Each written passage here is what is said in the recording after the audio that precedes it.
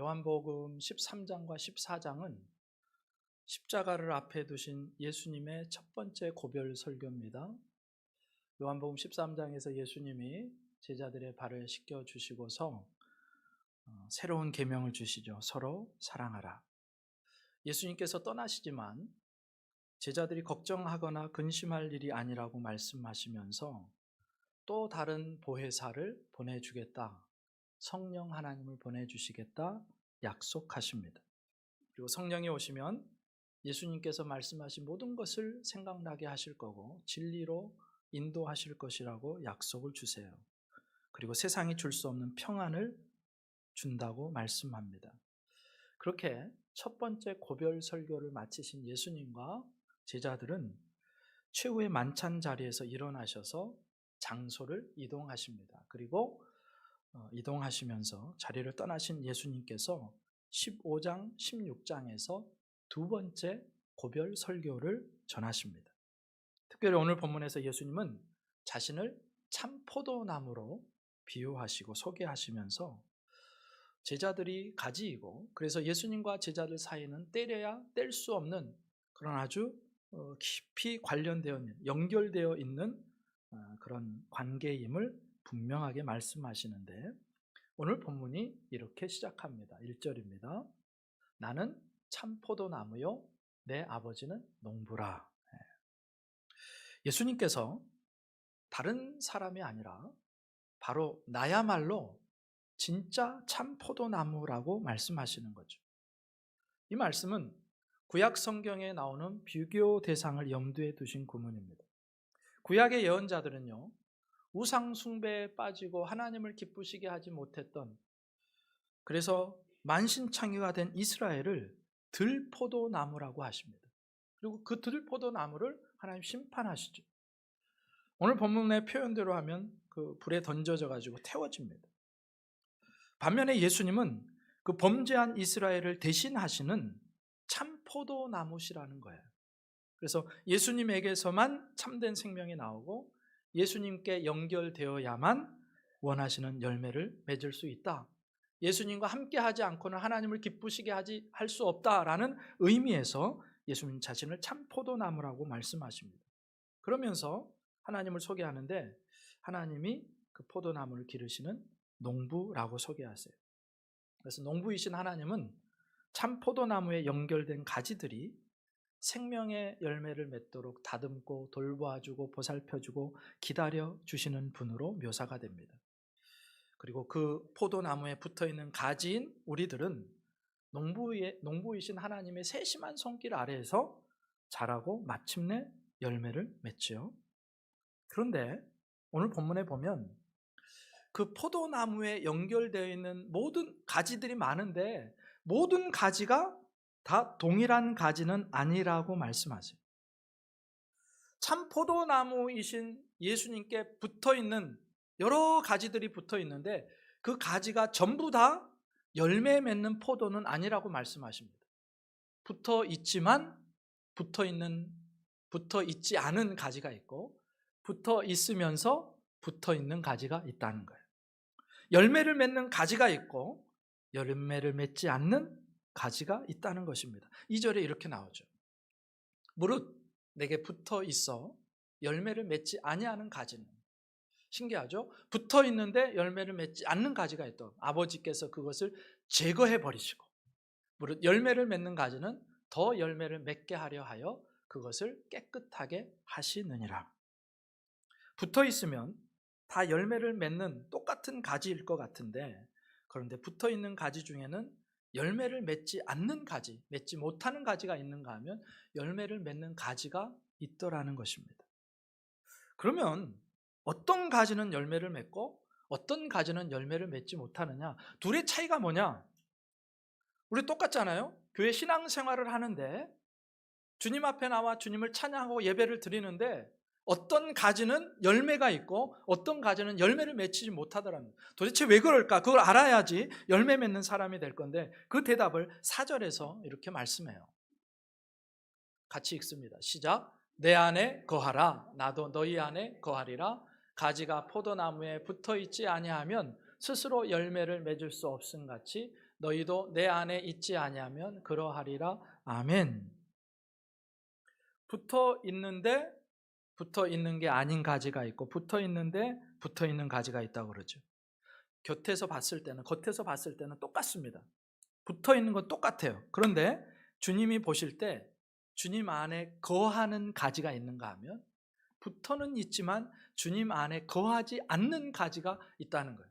중요한 차이입니다. 붙어는 있지만 거하는 가지는 열매를 맺게 되고, 붙어 있지만 거하지 않는 가지는 열매를 맺지 않게 된다. 중요한 차이예요. 중요한 개념, 거한다는 개념이 나옵니다. 사실 붙어 있다, 그 다음에 거한다, 이 말은 참 추상적이에요. 예수님께 내가 붙어 있다, 그게 무슨 의미예요? 아니, 예수님 내 앞에 계셔서 그 바지 가랑이라도 잡고 있으면 뭐 붙어 있다, 그게 느낌이 오는데, 예수님 지금 내 앞에 계시는 것도 아니고, 그럼 도대체 내 앞에 계시지도 않는 예수님께 어떻게 붙어 있을 거며, 그리고 내 앞에 계시지도 않는 주님의 마음 속에 내가 어떻게 그 주님 안에 거하게 되느냐, 그런 질문입니다. 이걸 알아야 붙어 있으면서 거하는 가지가 될 거고, 이걸 알아야 붙어 있으면서 열매를 맺을 거기 때문에 이건 너무너무 중요하죠. 그런데 오늘 본문에서 그 구체적인 우리의 고민을 해결해 주는데 7절에 이렇게 나옵니다. 내 안에 너희가 거하고 내 말이 너희 안에 거하면, 이렇게 나와요. 너희가 내 안에 거하고 내 말이 너희 안에 거하면, 다른 말로 하면요, 우리가 예수님께 붙어 있고 우리가 예수님 안에 거해야 되는데, 그 거한다는 개념은 뭐냐면 살아계신 주님의 말씀이 나의 안에 있다, 그런 뜻입니다. 거한다는 것은 주님의 말씀이 내 안에 살아있다, 그런 뜻이에요. 주님께 붙어있다, 주님께 거한다는 것은 구체적으로 말하면 주님의 말씀이 내 안에 있다, 그런 뜻이라는 거예요. 한번 따라하겠습니다. 주님의 말씀이 내 안에 있습니다. 네. 이게 거한다는 것이고, 이게 붙어있다는 거예요. 네. 주님의 말씀을 사랑하고 주님의 말씀을 가까이 하고 말씀을 읽고 묵상하고 순종할 때, 그것을 가리켜서 그 사람은 주님께 붙어 있는 사람이야, 그 사람은 주님 안에 있는 사람이야, 이렇게 성경은 이야기하고 있다는 거예요. 우리는요, 말씀 안에 있을 때에만, 그렇게 주님 안에 붙어 있고 거할 때에만 열매를 맺을 수 있답니다. 그래서 말씀은요, 우리에게 주어진 성경 66권 말씀은 너무너무 중요해요. 한번 따라하겠습니다. 말씀이 생명입니다. 말씀이 열매 맺습니다. 믿으십니까? 예, 말씀을 가까이 하는 것이 곧 주님께 붙어 있는 것이고, 말씀을 가까이 하는 것이 주님 안에 거하는 것이라고 분명히 말씀하세요. 그런데 이 말씀이 하는 역할을 오늘 본문에서 보여주는데, 이 말씀이 어떤 역할을 하느냐, 어떻게 하길래 우리가 열매 맺게 하느냐, 2절 3절에 이렇게 나와요. 물은 내게 붙어 있어 열매를 맺지 아니하는 가지는 아버지께서 그것을 제거해 버리시고, 물은 열매를 맺는 가지는 더 열매를 맺게 하려 하여 그것을 깨끗하게 하시느니라. 3절 같이 읽습니다. 시작. 너희는 내가 일러준 말로 이미 깨끗하여 졌으니. 아멘. 네. 너희는 되게 중요합니다. 주님이 하신 말씀으로 이미 깨끗하여졌대요. 사랑하는 성도 여러분, 우리를 깨끗하게 하는 것은 주님의 말씀인 줄 믿습니다.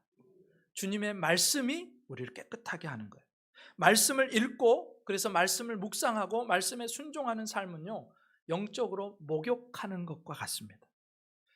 여러분, 평상의 삶을 살다 보면 우리가 생각하는 가치와 마음이 새 속에 물들게 돼요. 나도 모르는 사이에. 남자들이 와이셔츠를 입고요, 하루를 지내면 특별히 땀이 나지 않는 겨울철에도 목 부분이 새까매진 것을 발견합니다. 왜 그렇습니까? 공기가 오염되어 있기 때문에, 매연 때문에. 오염된 공기 속에 노출되어 있다 보니까 나도 모르는 사이에 내 목에, 그 와이셔츠의 목이 새까매져 있는 거예요. 마찬가지로 세상 속에서 우리가 세상 안에서 살아갈 때 세상의 가치와 세상의 정신과 세상의 세계관 속에 계속해서 노출되어 있다 보니까 나도 모르는 사이에 내 영혼에 때가 낀다는 거예요. 내 영혼이 새까매지기 시작하더라는 것입니다. 이렇게 더러워진 우리의 영혼을 깨끗하게 하는 것이 바로 하나님의 말씀이라는 거예요. 에베소서 5장 26절에 이렇게 나와요. 이는 곧 물로 씻어 말씀으로 깨끗하게 하사 거룩하게 하시고. 하나님의 말씀이 우리를 깨끗하게 한다는 거예요. 우리의 육체를 물로 씻을 때 깨끗해지는 것처럼 말씀은 우리의 영혼을 깨끗하게 합니다. 정결하게 합니다. 그래서 매일 말씀을 읽고 묵상하는 것은 우리 영혼이 샤워를 하는 것과 똑같아요. 그럼 샤워 자주 하시죠? 네. 웃고 있는 분들은 왜 웃는지 모르겠는데 샤워를 하루 이틀 하지 않아도 잘 살 수 있어요. 생명에 지장 없습니다. 하루 이틀 정도는요, 다른 사람도 잘 눈치채지 못해요. 그러나 3일이 넘어가고 일주일이 지났다고 생각해 보세요. 2주가 지났다고 세수도 안 하고 샤워도 안 하고 그러면 어떻게 되죠? 사람들이 그때부터 눈치채기 시작합니다. 내 곁에 오는 것을 너무너무 부담스럽고 힘들어하기 시작해요. 그래서 이상한 냄새가 나죠. 머리는 한쪽이 막 떡져 있고 얼굴에 침자국이 계속 흐르고 있고 윤기 잃은 얼굴빛을 보고는요, 우리의 더러워진 몸을 사람들이 알아채기 시작하는 거예요. 며칠 동안 샤워를 하지 않으면 생명에 지장도 없고 다른 사람한테 괜찮을 것 같은데 근데 어느 순간부터는요, 그 냄새 때문에 다른 사람에게 피해를 주기 시작합니다. 그런데 우리 몸만 그런 게 아니라 우리 영혼도 그런다는 거예요. 여러분 말씀을 언제 한번 읽으셨습니까? 여러분 매일매일 말씀을 큐티하고 계십니까?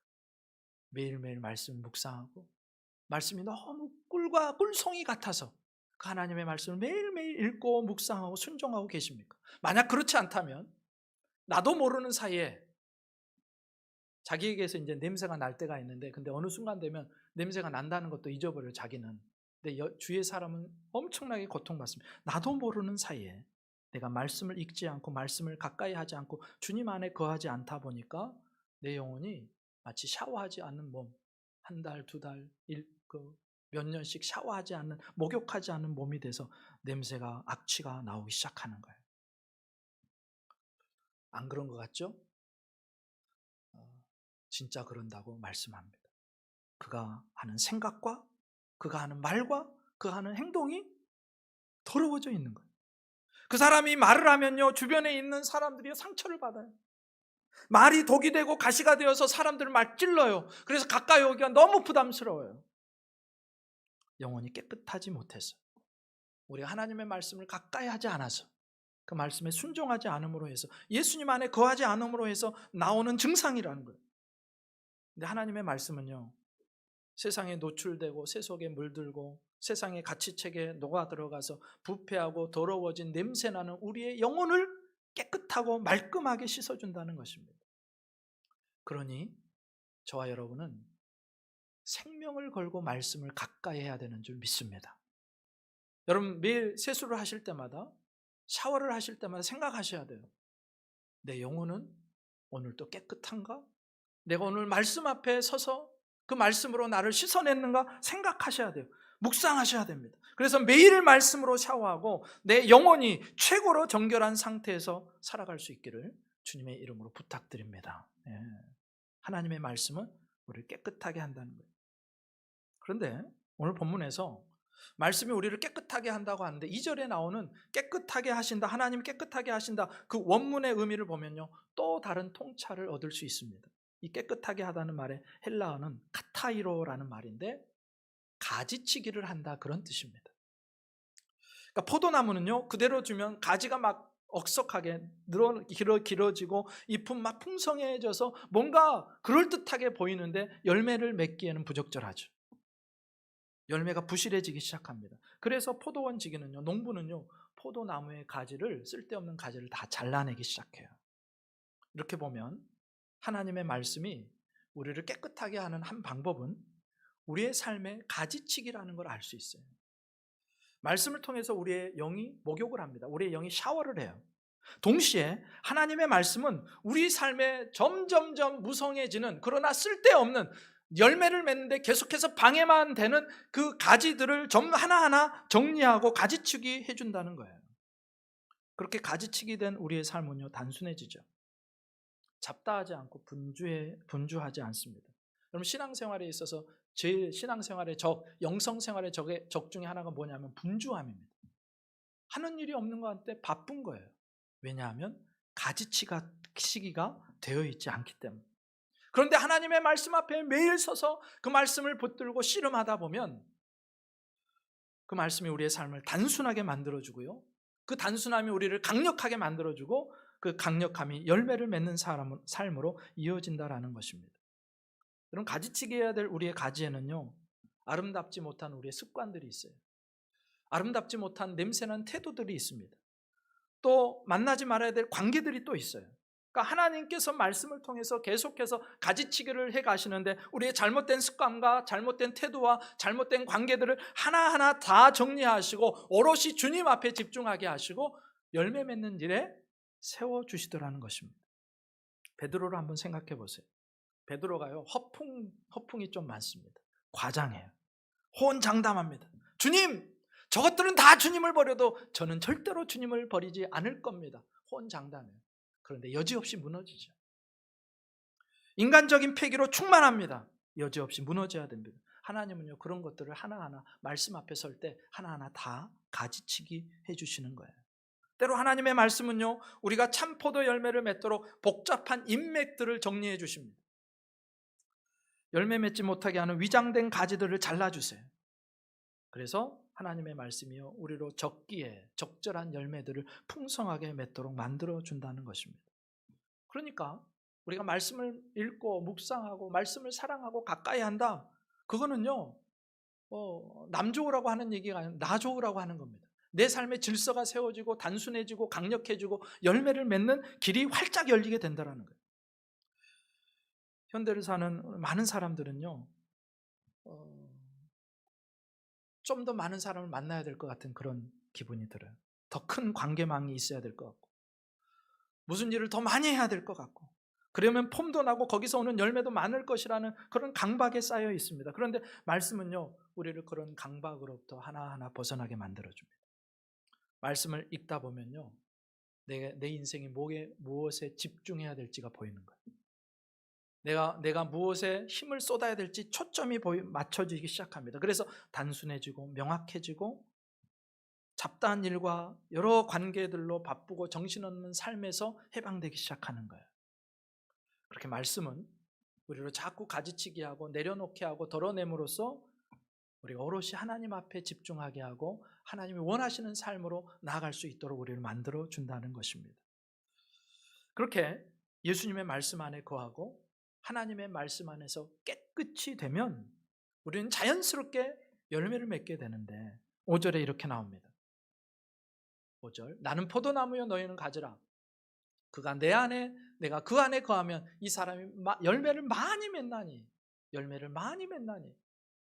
여러분, 그래서 성경이 말할 때 그 열매를 말할 때는 크게 두 가지 열매가 있습니다. 첫 번째 열매가 뭐냐? 갈라디아서 5장 22절 23절에 이렇게 나와요. 같이 읽습니다. 시작. 오직 성령의 열매는 사랑과 희락과 화평과 오래 참음과 자비와 양선과 충성과 온유와 절제니 이 같은 것을 금지할 법이 없느니라. 아멘. 우리가 예수님께 붙어 있고 예수님 안에 거할 때, 다른 말로 해서 우리가 하나님의 말씀을 사랑하고 그 말씀을 내 마음에 품고 묵상하고 순종하면, 그렇게 거할 때 우리에게 일어나는 일은 예수님의 성품이 우리의 존재를 통해서 흘러나오게 되더라는 것입니다. 하루 이틀 해가지고 되는 게 아니고요, 매일매일 한 구절 한 말씀이라도 내가 붙들고 묵상하고 사랑하고 그대로 살아가다 보면 어느 순간 나도 모르는 사이에 나에게 있지 않았던 그 거룩한 예수님의 성품, 예수님의 인격이 나를 통해서 드러나기 시작하는 거예요. 여기 성령의 열매를 보면요, 하나같이 예수님에게서 볼 수 있는 인격과 성품들입니다.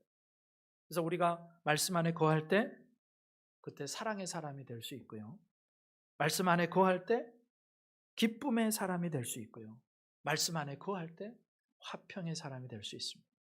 여러분, 기도하시죠. 내가 하나님 사랑의 사람 되기 원합니다. 기도의 그 기쁨의 사람 되기 원합니다. 요즘 제가 주님 기쁨이 없어요. 요즘 제가 지금 늘 가라앉아 있어요. 요즘 제가 어디만 가면 싸움을 일으킵니다. 내가 오래 참지를 못해요. 자비하지를 못합니다. 선하지를 못한 것 같아요. 주님, 내가 어떻게 하면 좋습니까? 대답이 뭐예요? 주님의 말씀 안에 거하라는 거예요. 말씀을 붙들고 사랑하고 하루하루 말씀을 가까이 하고 살다 보면 어느 순간 나도 모르는 사이에 그 말씀이 내 안에서 역사하셔서 기쁨이 내 안에서 흘러나오기 시작하고 사랑이 내 안에서 흘러나오기 시작하고 화평의 사람이 되게 하는 줄 믿습니다. 충성스러운 사람이 어떻게 됩니까? 말씀을 가까이 하면 돼요. 온유한 사람이 어떻게 됩니까? 말씀을 가까이 하면 됩니다. 절제하는 인생을 어떻게 살 수 있습니까? 말씀을 가까이 하면 돼요.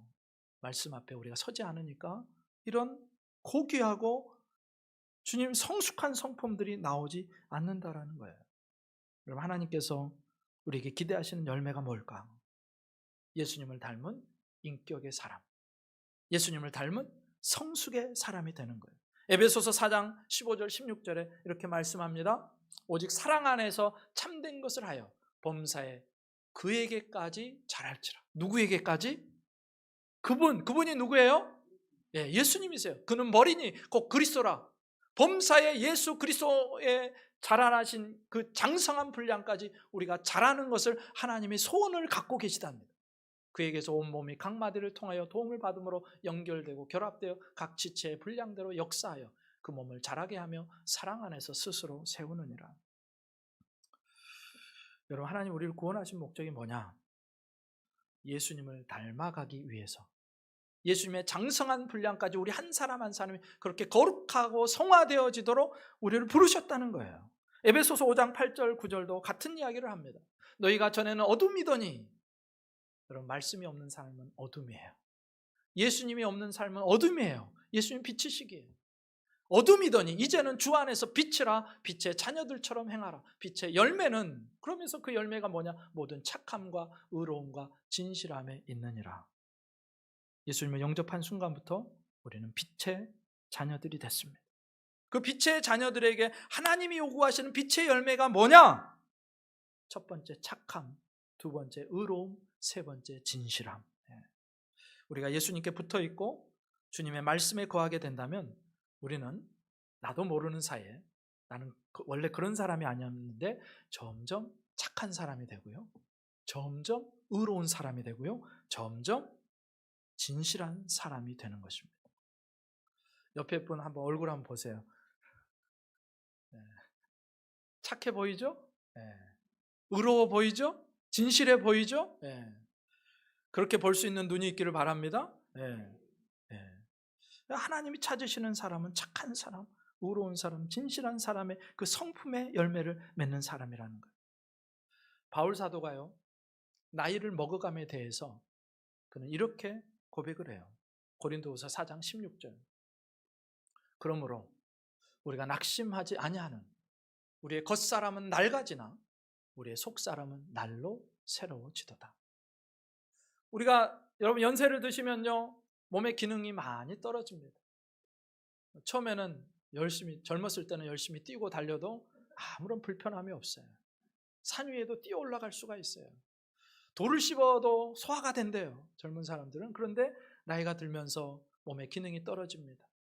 다리는 무거워지고 손과 발도 무거워지고, 그래서 움직이기가 싫어져요. 얼굴은 어느새 주름이 가 있고 쭈글쭈글해져 있고, 머리에는 어느새 하얀 큰 백발이 자라기 시작하고, 그렇게 되는 거예요. 그런데 그렇게 세월이 흐를수록 내 겉사람은 낡아진대요. 낡아져.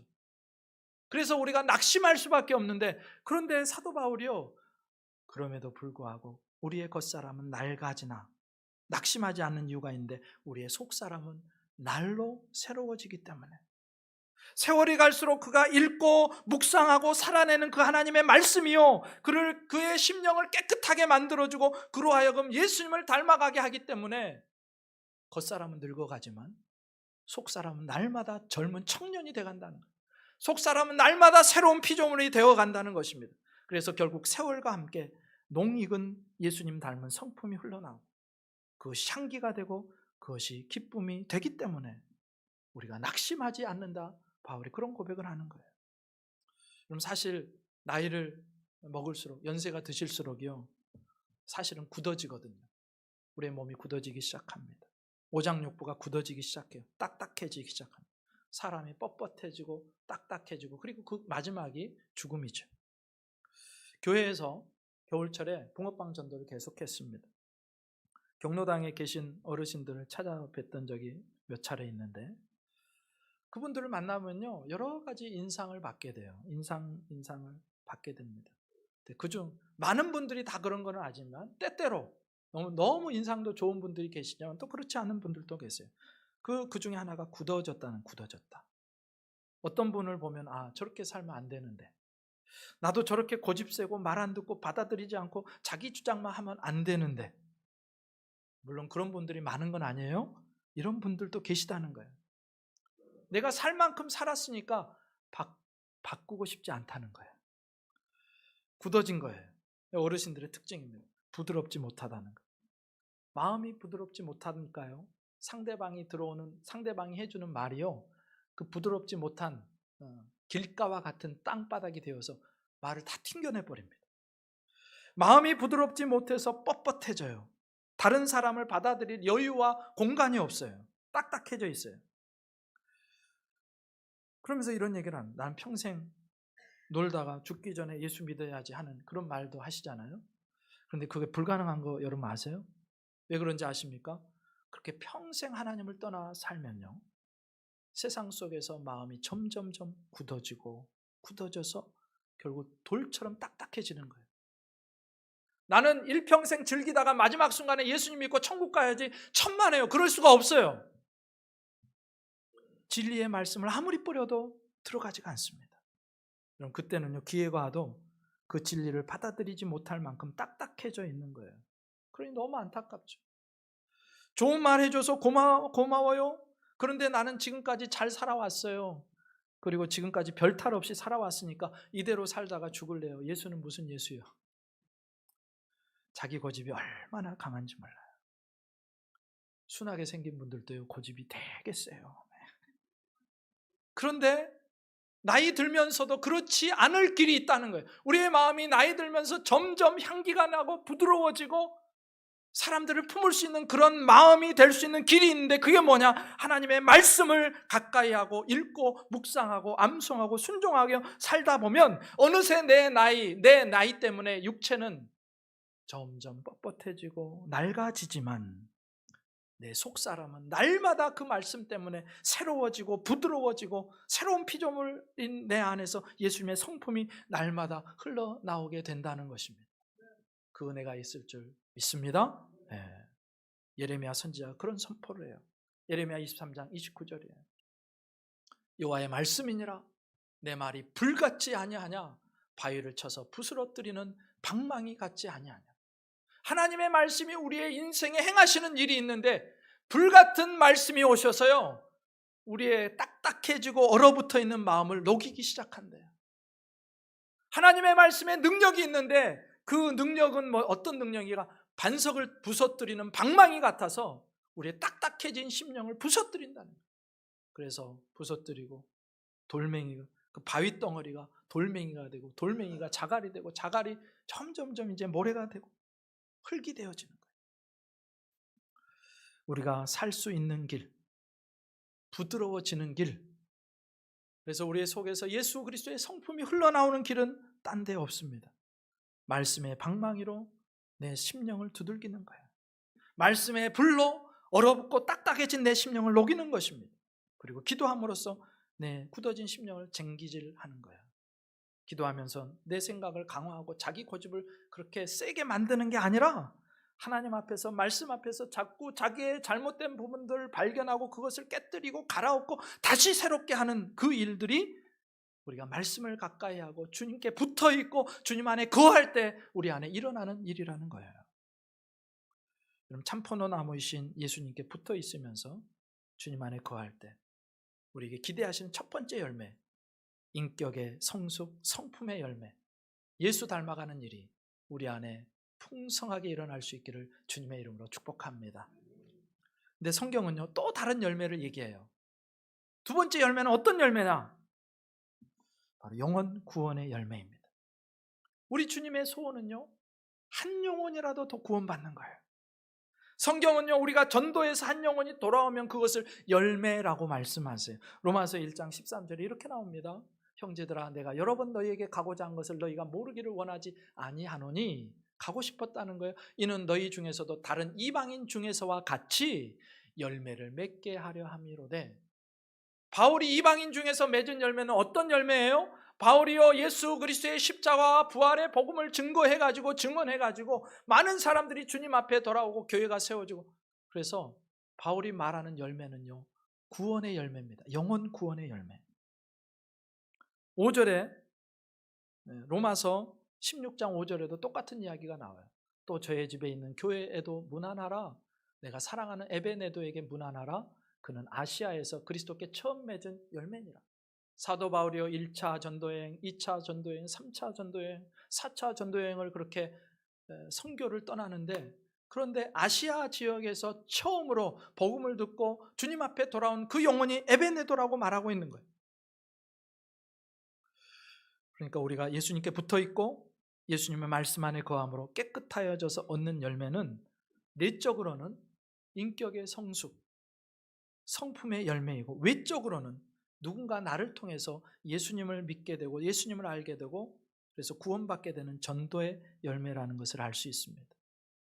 그럼 저와 여러분의 평생에 예수님께 붙어 있을 때, 주님 안에 거할 때 인격적인 성숙의 열매와 전도의 열매가 가득하게 맺혀질 줄 믿습니다.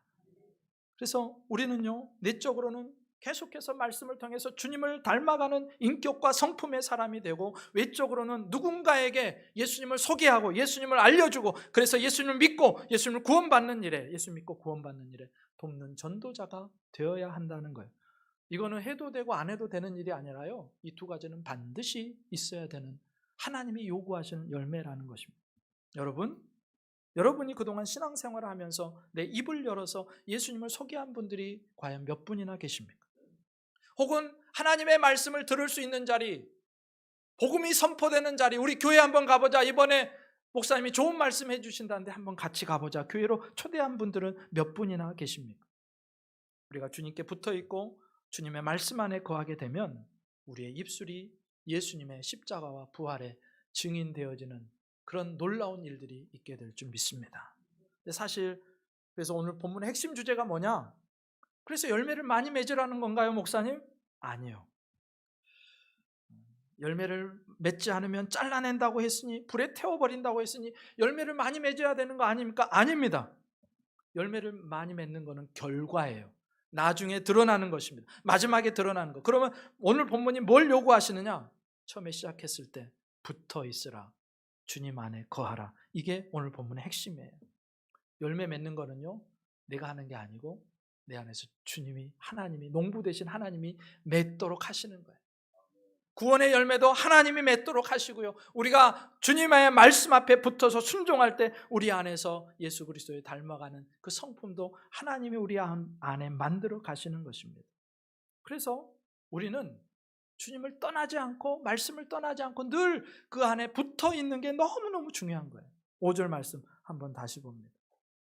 중반 5절 말씀, 오늘 본문 요한복음 넘어가서 넘어가시면 돼요. 뒤로 넘어가시면 되는데, 5절 안 나오나요? 됐습니다. 그러면 나를 떠나서는 너희가 아무것도 할 수 없습니다. 나를 떠나서는 너희가 아무것도 할 수 없습니다. 여러분, 저와 여러분은 주님이 부르시는 그날까지 주님께 꼭 붙어 있어야 될 줄 믿습니다.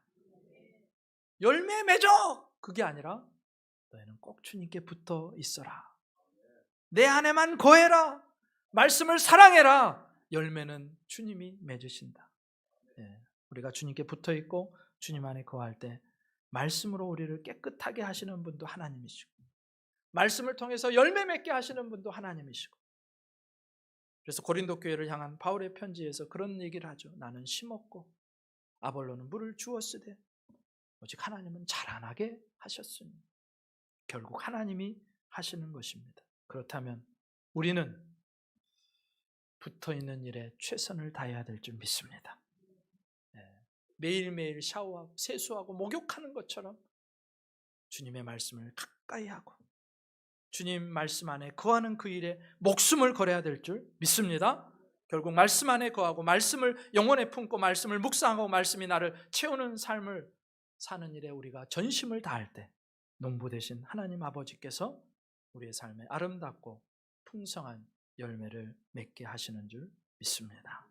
그래서 오늘 말씀 들으시고 말씀이 그렇게 중요하구나. 오늘부터 말씀을 읽고 묵상하고 말씀을 가까이 하는 삶을 살아야지. 이 은혜가 있는 모두가 되시기를 주님의 이름으로 축복합니다. 기도드리시겠습니다.